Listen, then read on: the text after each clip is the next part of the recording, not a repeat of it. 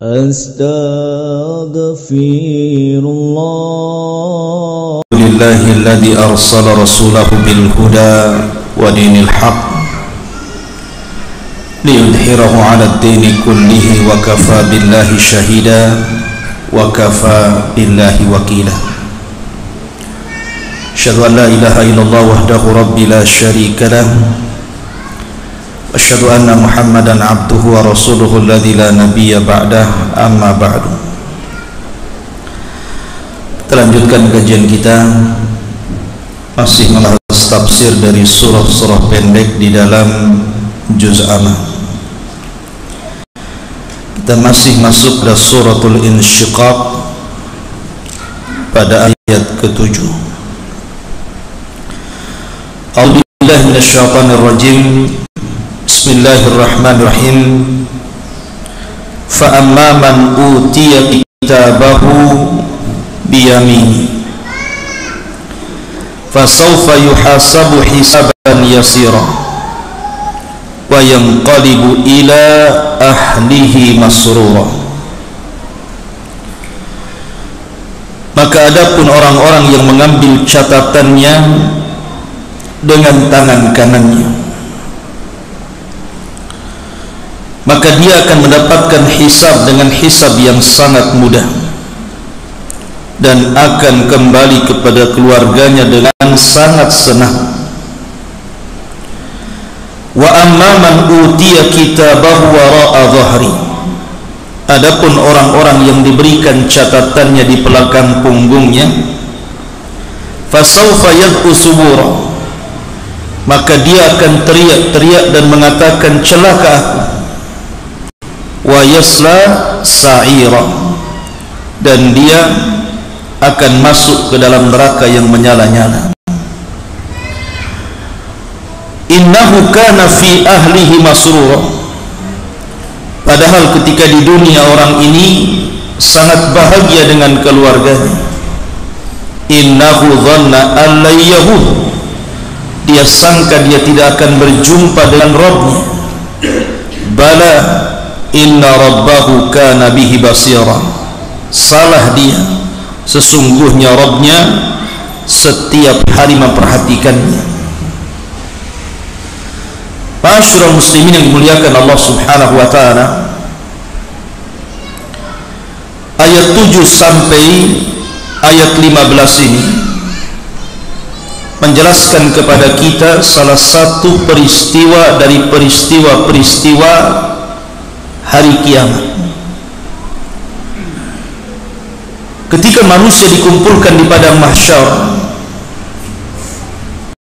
maka ada beberapa peristiwa yang terjadi. Pertama, hari kebangkitan. Semua manusia dibangkitkan sejak zaman Adam alaihi salatu wassalam sampai yang terakhir mati. Kemudian yang kedua, setelah dibangkitkan kemudian dikumpulkan di padang mahsyar. Setelah dikumpulkan kemudian ditampakkan seluruh amalannya. Kemudian setelah ditampakkan seluruh amalannya, barulah kemudian pengambilan kitab yang kita akan bahas pada malam hari ini. Setelah pengambilan kitab, baru proses hisab. Ada hisab yang mudah, ada hisab yang sulit. Setelah hisab baru ada proses namanya penimbangan amal. Setelah proses penimbangan amal, maka ada proses namanya al-murur ala sirat, berjalan di atas titian siratul mustaqim. Kemudian setelah itu manusia akan berkumpul di pintu-pintu surga. Maka yang terakhir ada proses jaza, balasan. Apakah dia layak masuk surga, apakah dia layak masuk neraka. Begitulah secara singkat proses-proses yang akan terjadi di padang mahsyar. Kita ambil salah satu peristiwa yang disebutkan di dalam ayat ini. Di sini Allah Subhanahu wa taala mengatakan ada orang-orang yang mengambil catatan kitabnya dengan tangan kanannya, dan mereka orang-orang yang beriman.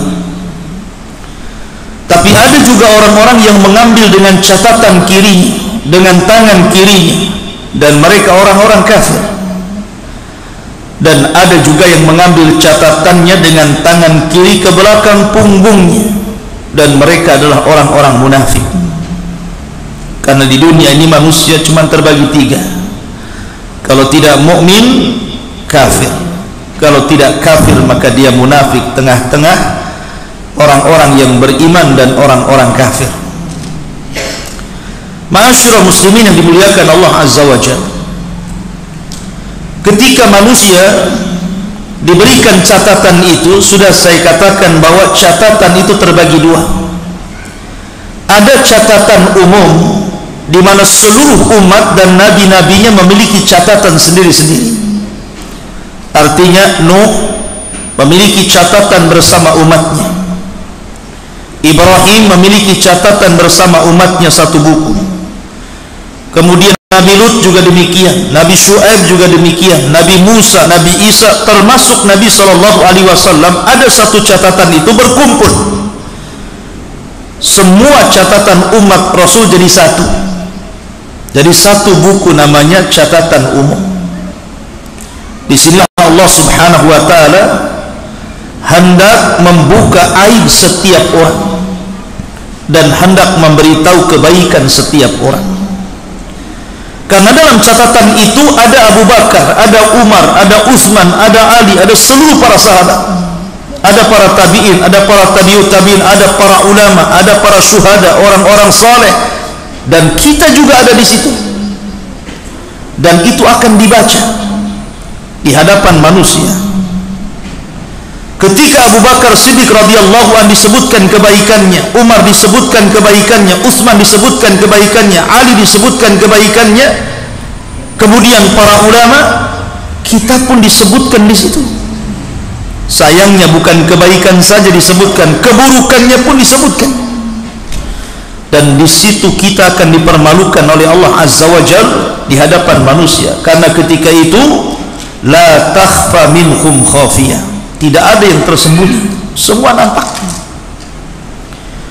Dan kekhususan pada hari kiamat itu, orang diberikan ingatan dengan ingatan yang sangat tajam. Di dunia mungkin Anda melakukan kesalahan 10 tahun yang silam, 15 tahun yang silam, atau mungkin 5 tahun yang silam, kita sudah lupa. Sudah lupa kita ini berbuat apa.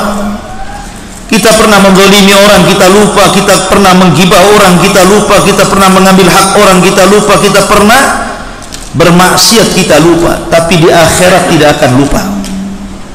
Kita akan diingatkan seluruh ingatan di dunia sejak kita akil balik sampai kita wafat. Menitnya, jamnya, harinya, bulannya, tahunnya, kita akan ingat. Sehingga tidak mungkin mengelak, karena itu harus disesuaikan dengan catatannya.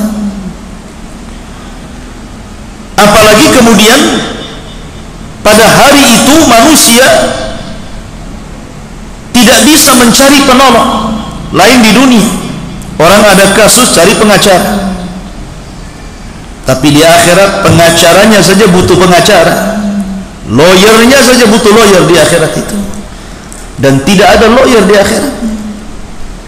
Masalahnya saksinya terlalu banyak, dan tidak ada saksi seperti saksi dunia bisa dibayar. Karena saksi di akhirat itu semua makhluk Allah bersaksi. Bumi bersaksi akan kemaksiatan kita di atas bumi, sehingga Allah mengatakan yauma idzin tuhadditsu akhbaraha. Pada hari itu bumi akan menghabarkan seluruh kabar orang-orang yang pernah menginjaknya. Langit akan bersaksi, para malaikat raqib dan atid, dan para malaikat penyaksi kita akan bersaksi. Bahkan bukan hanya itu, anggota badan kita pun akan bersaksi. Yauma nakhtimu ala afwahihim wa tukallimuna aydihim wa tashhadu arjuluhum. Mulut dikunci, tangan bicara. Bukan hanya tangan kulit ini bersaksi di hadapan Allah terhadap jasadnya, sehingga kulit ketika bersaksi, jasad ini protes kepada kulit dan mengatakan, lima syahidtum alaina, kenapa kamu ikut-ikut bersaksi kepada jasadmu sendiri? Maka kulit mengatakan, antaqanallah, karena Allah yang buat aku bicara. Jadi pada hari itu la takhfa minhum khafiyah, tidak ada yang tersembunyi bagi dia dan bagi Allah Subhanahu wa taala. Dan kita harus mempertanggungjawabkan di situ. Tetapi orang-orang yang beriman, al jazaa'u min jinsil amal, balasan itu disesuaikan dengan amalannya.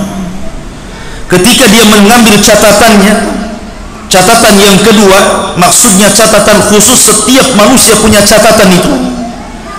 Ketika dia membaca catatannya, kalau dia melewati kebaikan, maka akan bercahaya wajahnya. Tapi kalau seandainya kemudian dia membaca keburukan, maka akan berubah cahaya itu menjadi hitam, tetapi Allah tutupi dari orang-orang. Karena tidak mungkin dalam satu catatan itu semua baik, walaupun dia seorang yang beriman. Siapa yang tidak lepas dari kesalahan?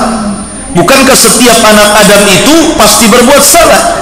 Tetapi sebaik-baik orang yang berbuat salah adalah bertobat, kata Rasulullah. Artinya tidak ada satupun catatan, walaupun dia mukmin pasti ada kejelekan, tetapi kan banyak kebaikannya. Kalau dia membaca kebaikan, wajahnya bercahaya. Dia baca kebaikan, bercahaya lagi, semakin terang, sehingga wajahnya kal qamari lailata badr, seperti bulan purnama. Tapi ketika dia lewat kepada catatannya, maka wajahnya berubah menjadi hitam, tapi Allah tutupi dari manusia, tidak tampak, karena dia orang beriman.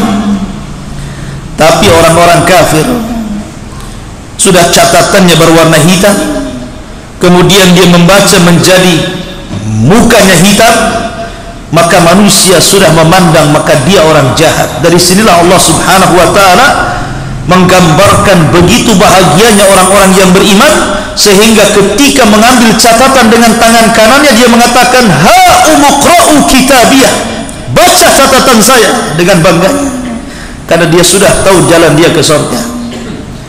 Tapi orang-orang kafir, dia enggan memegang catatannya, dia ingin melemparnya tapi tidak bisa, karena sudah tahu jalannya ke neraka.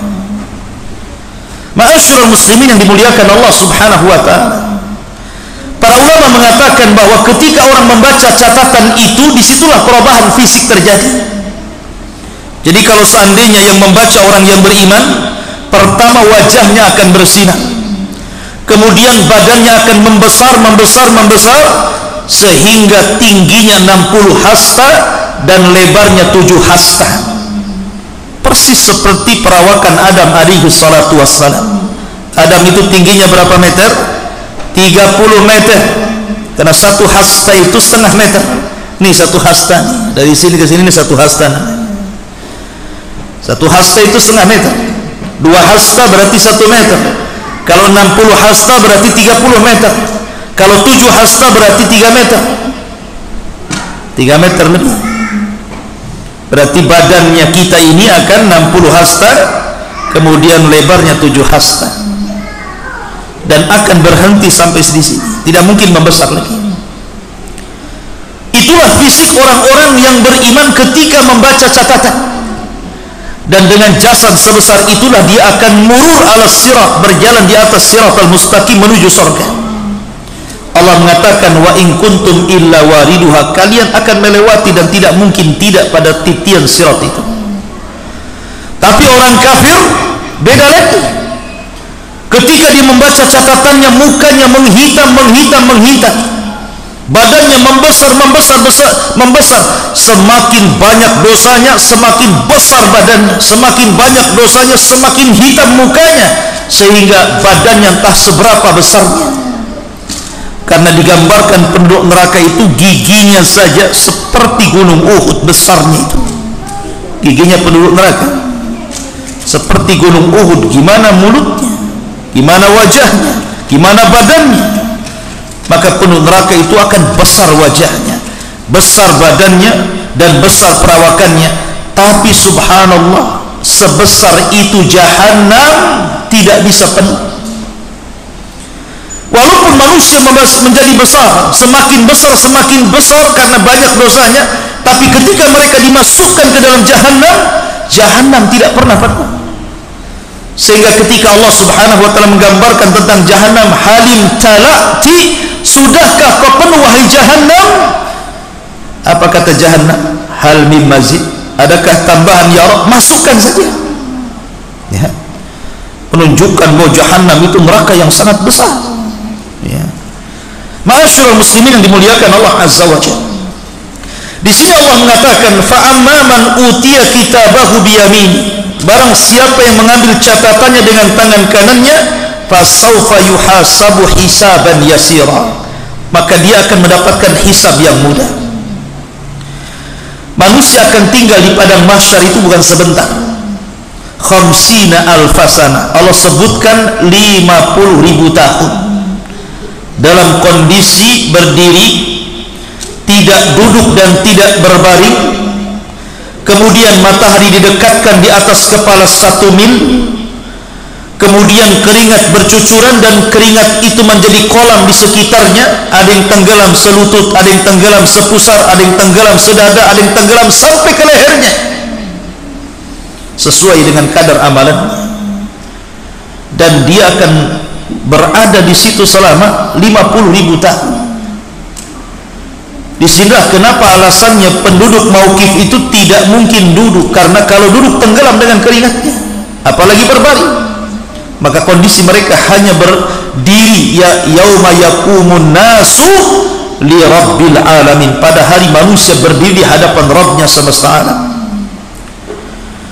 Lah ketika itu apakah seluruh manusia akan sama tinggalnya selama 50.000 tahun? Tidak, kata para ulama.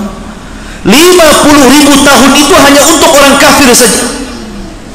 Karena orang-orang yang beriman, ada di antara mereka yang tidak dihisab, ada yang di antara mereka tidak diazab. Seperti hadis Nabi SAW, ketika dia bermimpi kemudian ditampakkan sebelah kanannya umatnya yang begitu banyak. Tiba-tiba Rasul mengatakan, apakah itu umatku? Maka Jibril mengatakan, bukan, itu Nuh, itu Musa dan kaumnya, itu umatnya Musa dan kaumnya. Ketika Nabi SAW melihat ke arah lain, rupanya ada umat yang jauh lebih banyak dibandingkan umat Musa.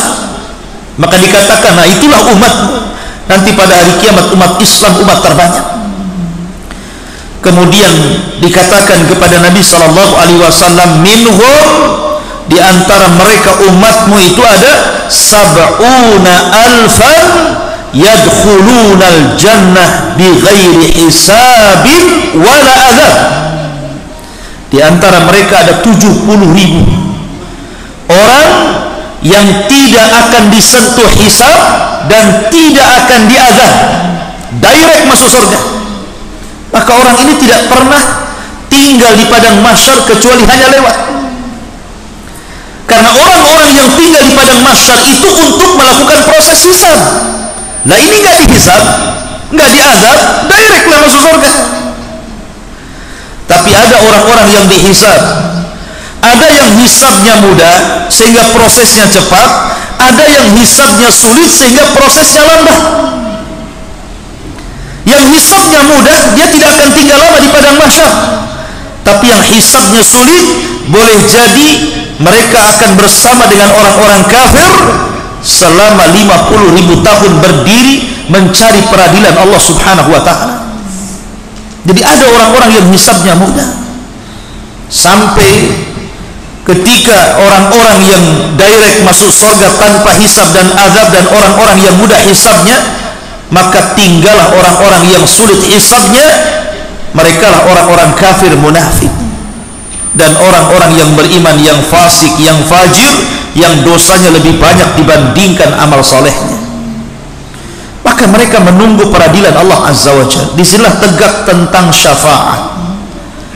Setelah mereka berdiri lama, akhirnya kemudian orang-orang itu meminta kepada Adam untuk minta syafaat kepada Allah. Adam pun tolak. Akhirnya diarahkan kepada Nuh, Nuh pun menolaknya. Nuh mengarahkan kepada Musa, Ibrahim menolaknya. Ibrahim mengarahkan kepada Musa, Musa menolaknya. Musa mengarahkan kepada Isa, Isa menolaknya. Sampai akhirnya Isa mengarahkan kepada Rasul sallallahu alaihi wasallam, sayyidul awwalin wal akhirin. Barulah Nabi sallallahu alaihi wasallam mengatakan, ana laha, kan ku coba. Maka Nabi sallallahu alaihi wasallam kemudian menghadap Allah di bawah arasy-Nya, sujud lama sekali. Ketika itu Allah subhanahu wa ta'ala berfirman kepada Rasulullah, irfa' ra'saka ya Muhammad, sal tu'ta, kul tusma, isfa' tushafa. Angkat kepalamu, katakan kau didengar, minta kau diberi, mintalah syafaat, ku berikan kau syafaat. Dari situlah terjadi proses syafaat. 7 syafaat diberikan kepada orang-orang yang beriman. Salah satunya adalah kepada orang yang masih mengucapkan 2 kalimat syahadat, asyhadu an la ilaha illallah wa asyhadu anna muhammadar rasulullah. Ma'asyiral muslimin yang dimuliakan Allah subhanahu wa ta'ala, wa yanqalibu ila ahlihi masrura. Dan pada hari kiamat orang-orang yang beriman akan kembali kepada keluarganya dengan sangat senang dan bahagia. Allah berfirman, walladzina amanu wattaba'athum dzurriyyatuhum biimanin alhaqna bihim dzurriyyatuhum. Orang-orang yang beriman kemudian diikuti keimanannya dengan keluarganya, maka pada hari kiamat orang-orang ini akan dikumpulkan dalam kondisi bahagia. Wa yanqalibu ila ahlihi masrura.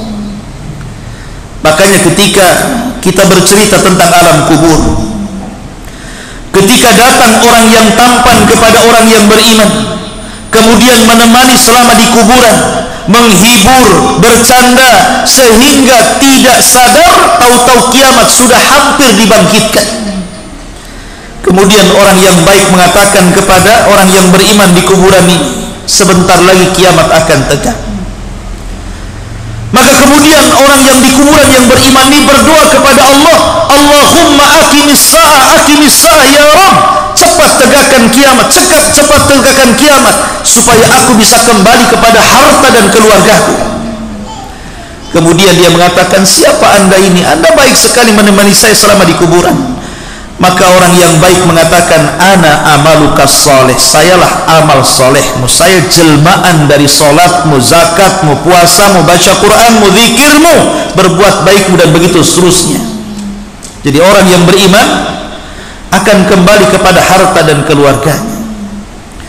Karena orang-orang yang beriman, dia tidak pernah membangun keluarganya di dunia, dia tidak pernah membangun rumahnya di dunia, dia tidak pernah membangun kemewahannya di dunia. Orang-orang yang beriman, dia bangun rumahnya di akhirat, dia beli tanahnya di akhirat, dia beli tamannya di akhirat, sehingga ketika dia sedang sakaratul maut, dia ingin segera berjumpa dengan rumah, tanah, taman, dan seluruh keluarganya. Kenapa? Karena tidak ada beban di dunia. Tapi orang-orang yang membangun rumahnya di dunia, usahanya di dunia, kendaraannya di dunia, sama sekali dia tidak memberikan dan menyisihkan untuk akhiratnya, maka saat detik wafatnya orang ini benci kematian, karena dia akan meninggalkan keluarga, harta, pangkat, jabatan, anak-anak, sehingga dia benci dengan kematian. Ma'asyiral muslimin yang dimuliakan Allah azza wa jalla. Kemudian Allah mengatakan, wa amman utiya kitabahu wara'a dhahri. Adapun orang-orang yang diberikan catatannya di belakang punggungnya, orang-orang kafir, orang-orang munafik, fasaufa yad'u thubura, dia pun berteriak, celaka aku. Baru sadar dia. Orang itu terkadang sadar setelah mati, nggak ada guna. Orang kalau menyesal di dunia, kalau sudah di akhirat menyesal, apa gunanya? Di akhirat kita tidak bisa sholat, kita tidak bisa puasa, kita tidak bisa berdoa, kita tidak bisa istighfar. Yang ada di akhirat itu mempertanggungjawabkan semua amalan. Makanya orang-orang di kuburan saja nyesal dan mengatakan, orang-orang kubur itu, dia mengatakan, ya Allah, kembalikan aku ke dunia. Allahumma rabbirji'uni, rabbirji'uni, ya Allah, kembalikan aku. la'alli a'malu salihan fima tarak, agar aku bisa mengamalkan amalan saleh terhadap yang aku luputkan selama di dunia. Tapi Allah mengatakan kalla, sekali-kali tidak mungkin. Innaha kalimatun huwa qailuha, itu kan hanya hayalanmu saja. Yang lain mengatakan laula akhartani ila ajalin qarib la asaddaqa wa akum minas salihin. Ya Allah, kalau engkau bangkitkan aku ke dunia sedetik saja, ku infakkan semua hartaku, la asaddaqa wa akum minas salihin, dan saya akan berkawan dengan orang-orang saleh. Tapi mustahil. Ya, ini orang jahat menyesal. Orang baik ingin kembali ke dunia saja tidak bisa, apalagi orang jahat. Sampai Abdullah bin Haram ketika dia diajak bicara oleh Allah Subhanahu wa taala setelah kematiannya, Allah berfirman kepada Abdullah bin Haram, tamanna ya abdi, minta sesuatu kepadaku wahai hambaku. Maka Abdullah bin Haram mengatakan, ya Rabb, berikanlah kepadaku kehidupan 2 kali di dunia supaya aku bisa berjihad kembali kemudian mati syahid kedua kalinya. Tapi Allah mengatakan mustahil orang mati hidup lagi. Ini orang baik tidak bisa kembali ke dunia, gimana orang jahat kan begitu ya. Maka ikhwatu fillah, penyesalan itu tidak mungkin dilakukan di akhirat. Sebagaimana orang kafir mengatakan fasaufa yad'u thubura, dia pun berteriak celaka aku, wa yasla sa'ira, dan dia akan diancam dengan neraka yang menyala-nyala. Innahu kana fi ahlihi masrura, orang-orang kafir ini di dunia dia senang dengan keluarganya. Di sini kebalikannya. Kalau orang-orang yang beriman, kesenangan dengan keluarga itu bukan di dunia, karena pasti orang yang beriman keluarganya pasti diuji Allah Subhanahu wa taala. Tapi orang-orang kafir terbalik, justru kesenangan mereka dengan keluarga itu di dunia, dan di akhirat akan dicerabaikan Allah Subhanahu wa taala. Sehingga Rasul mengatakan ad-dunya sijnul mu'min wa jannatul kafir. Dunia ini penjara bagi orang-orang yang beriman, tapi surga bagi orang-orang kafir. Ketika ada orang Yahudi yang miskin, yang fakir, yang kere, datang kepada Imam Ibnu Hajar al-Asqalani, salah seorang ulama Syafi'i, pengarang kitab syarah Sahih Bukhari Fathul Bari, pengarang kitab Riyadhus Shalihin, Bulughul Maram, dan banyak karyanya. Bulughul Maram Imam Nawawi, Riyadhus Shalihin karya Imam Nawawi, Bulughul Maram maksud saya. Jadi Imam Ibnu Hajar ini datangi seorang Yahudi fakir. Ketika itu Ibnu Hajar sedang dimuliakan di pasar, pakai kendaraan mewah, pakai baju kerajaan, digaji kerajaan karena dia qadhi di Mesir. Tiba-tiba orang Yahudi fakir mengatakan, ya Imam, bukankah dalam agamamu, maksudnya dalam agama Islam, nabimu pernah bersabda ad-dunya sijnul mu'min wa jannatul kafir, dunia ini penjara bagi orang yang beriman dan surga bagi orang kafir. Kenapa pula saya tidak pernah mengalami kebaikan seperti anda? Dalam pandanganmu saya ini kafir, harusnya saya yang senang. Dalam pandanganmu anda ini mukmin, harusnya penjara. Kenapa anda senang, saya susah? Kata Ibnu Hajar al-Asqalani rahimahullah tadi yang mengatakan, adapun dengan kesenangan yang saya miliki, memang saya digaji pemerintah, saya diberikan fasilitas pemerintah, diberikan gaji pemerintah, baju bagus, kendaraan bagus, tetapi dunia masih penjara bagi saya. Saya belum bisa lepas sholat, saya harus tetap sholat. Saya belum bisa lepas puasa, saya harus tetap puasa. Saya harus tetap sedekah, zakat, zikir, baca Quran, mengajar, talabul ilmi. Saya tidak bisa meninggalkan itu semuanya, karena seorang mukmin tidak mungkin kenyang untuk beramal soleh sampai kedua kakinya masuk ke dalam surga.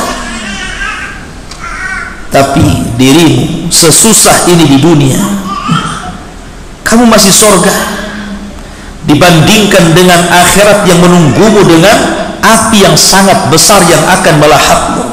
Bersyukurlah kau masih hidup di dunia. Dunia surga bagimu. Kalau kamu mati masuk neraka lebih payah daripada sekarang kau hidup di dunia. Tapi diriku dibandingkan dengan surga, kenikmatanku ini nggak ada apa-apanya. Ya. Dari sini ma'asyiral muslimin bahwa Orang-orang kafir itu Allah berikan istidraj dalam kehidupan dunia. Jadi jangan sedih kalau antum melihat ada orang kafir kerjanya bagus, gajinya besar, rumahnya gedong, kendaraannya bagus, istrinya cantik, anak-anaknya banyak, tidak ada masalah, bahagia terus, jalan ke sana kemari. Tidak perlu sedih. Kenapa? Karena Allah mengatakan innahu kana fi ahlihi masrura. Ketika di dunia orang-orang kafir diberikan kesenangan, tapi kesenangan mereka hanya sebatas istidraj. Wa umli lahum inna kaidi matin. Kami biarkan mereka senang sampai pada waktunya kami adab. Hatta idza farihu bima utu akhadnahum baghtah. Sampai ketika mereka bersenang-senang dengan apa yang kami berikan dari kehidupan dunia, mereka tidak sadar, tiba-tiba kami adab mereka sekonyong-konyong secara tiba-tiba. Istidraj. Tapi keluarga orang-orang yang beriman pasti ada ujian. Terkadang ujian itu beruntun, ikhwan. Anda harus sabar. Ya, Anda harus sabar karena keluarga yang beriman itu pasti diuji. Nggak diuji orang tuanya, diuji istrinya. Nggak diuji istrinya, diuji suaminya. Nggak diuji suaminya, diuji anak-anaknya. Nggak diuji semuanya, diuji ekonominya, diuji kesehatannya. Orang yang beriman pasti diuji. Sehingga ketika orang yang beriman ini berjalan di permukaan bumi, kemudian ujian terus beruntun kepadanya sampai dia keluar dari bumi sudah tidak ada kesalahan lagi. Karena ada dosa itu yang tidak bisa diampuni dengan istighfar, hanya bisa diampuni dengan kesabaran, dengan ujian. Sebagaimana ada surga itu tingkatan-tingkatan tertentu tidak bisa kita capai dengan sholat, zakat, puasa, haji, hanya bisa dicapai dengan kesabaran. Dan sabar itu tidak mungkin terjadi kecuali ada ujian. Dan Allah katakan innama yuwaffas sabiruna ajrahum bighairi hisab. Allah katakan sesungguhnya kami cukupkan pahala orang yang sabar tanpa batas. Sabar itu pahalanya luas. Beda dengan sholat ada nominalnya, beda dengan zakat ada nominalnya, beda dengan baca Quran ada nominalnya. Tapi sabar tidak ada nominalnya. Saking banyaknya pahala orang yang bersabar itu. Innahu dhanna an la yahud. Orang-orang kafir itu mereka sangka mereka tidak akan berjumpa dengan Allah. Makanya kenapa orang-orang kafir itu hidupnya kayak binatang, tidak diperintah dan tidak dilarang, kan? Seolah-olah tidak ada larangan kepada mereka dan tidak ada perintah kepada mereka, sama dengan binatang. Karena apa? Karena memang Allah Subhanahu wa ta'ala berikan kesenangan kepada mereka. Allah berikan kesenangannya cash di dunia, tetapi dia tidak akan mendapatkan kesenangannya di akhirat. Makanya ketika orang-orang kafir dibangkitkan pada hari kiamat, dia berteriak-teriak dan mengatakan wa qalal insanu malaha. Orang-orang kafir berkata, malaha, ada apa ini? Dalam surah Yasin, ya wailana man ba'athana min marqadina. Celaka diriku, siapa yang membangunkan aku dari tidurku ini?